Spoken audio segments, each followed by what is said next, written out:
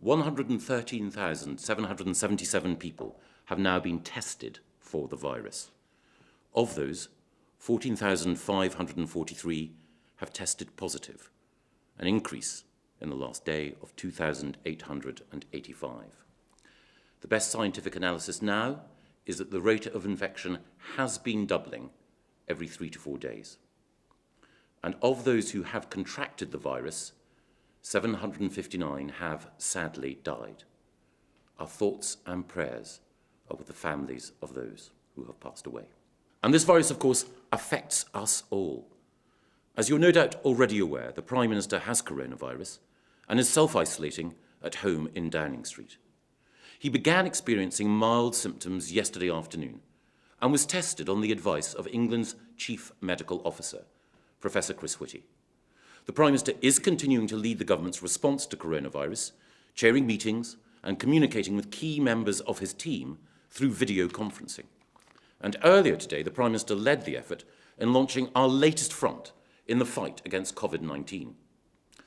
Today, I can announce that the Prime Minister has brought together businesses, research institutes and universities in a new alliance to boost testing capacity for frontline workers. Increasing our testing capacity is absolutely crucial in our response to and our fight against coronavirus. This is a particular priority for those who work in the health and social care sector and are working so hard to keep us all safe.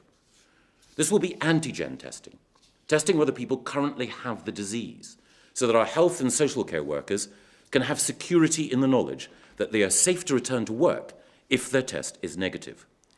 These tests will be trialled for people on the front line starting immediately, with hundreds to take place by the end of the weekend, dramatically scaling up next week. And of course, protecting our frontline workers is at the forefront of everyone's minds at the moment. Last night, millions of people paid a fantastic tribute to the heroes and heroines of the NHS when they stepped outside their front doors and clapped our carers. All of us can support our NHS by continuing to follow the guidance, to stay at home, to protect our NHS, and to save lives. As of today, across England, we have reconfigured hospital services so that 33,000 hospital beds are available to treat further coronavirus patients.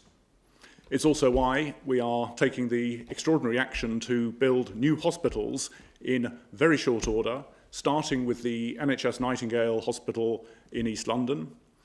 And today, because this is a problem, of course, not just confined to London, but across the whole country, I have given the go-ahead to the building of 2 further of these NHS Nightingale hospitals, beginning at the Birmingham National Exhibition Centre and the Manchester Central Convention Centre, with further such hospitals to follow.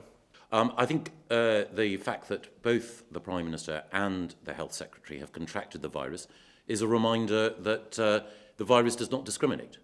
We are all at risk, and that is why it is so important that we practice social distancing measures. Those are in place in government. Ministers are working remotely and from home using video conferencing in order to make sure that we can follow the strict advice that all of us should be following in order to help to protect the NHS.